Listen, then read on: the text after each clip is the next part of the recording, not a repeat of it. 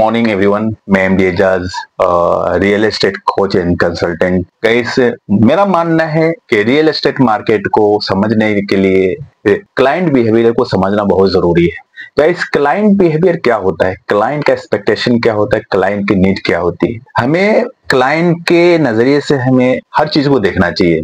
हम एक अच्छे सेल्समैन बन सकते हैं अपने स्ट्रेटजी को यूज करके, जब तक हम अपने क्लाइंट को नहीं समझेंगे। दो चीज मैं आपको समझाना चाह रहा हूं, एक ब्रोकर क्या होता है, एक कंसल्टेंट क्या होता है, दोनों के फर्क को मैं बता रहा हूं। एक ब्रोकर कभी भी क्लाइंट के पीछे पड़ जाता है, क्योंकि उसको सिर्फ उसका मोटो रहता है कि हमें बेचना है, किसी को भी चिटका देना है, कोई भी प्रॉपर्टी चिटका देना है, क्योंकि हमें इससे। लेकिन एक कंसल्टेंट क्या होता है, जब कोई अच्छी चीज है उनको सामने नजर आता है तो वो आपको एक कॉल करेगा या आपसे कांटेक्ट करेगा कि आपके नीड और आपके बजट के अकॉर्डिंग मेरे सामने एक प्रॉपर्टी दिखी है, आइए बैठ के हम डिस्कस करते हैं, इसके बिहाफ में मैं बात कर सकता हूँ। ये राइट डायरेक्शन होता है, ये राइट स्ट्रेटजी होती है, क्योंकि हम लोगों के सपना को बेच रहे हैं, लोगों के इमोशन से हम खिलवाड़ नहीं करें।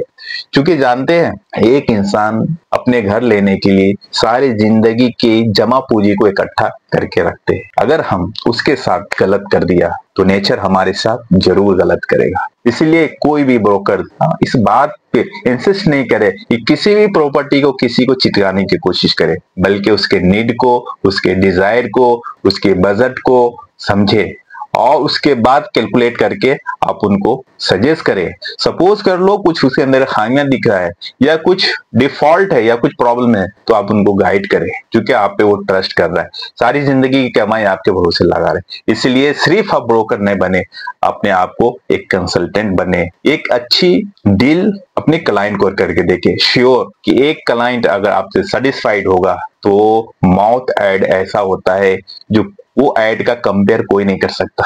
बड़े बड़े कैंपिंग भी आपको वो ट्रस्ट नहीं दिला सकता जो एक रिफरल ट्रस्ट दिला सकता है। एक क्लाइंट को आप सेटिस्फाइड करेंगे, यकीन जानो 10 क्लाइंट आपके साथ आएगा।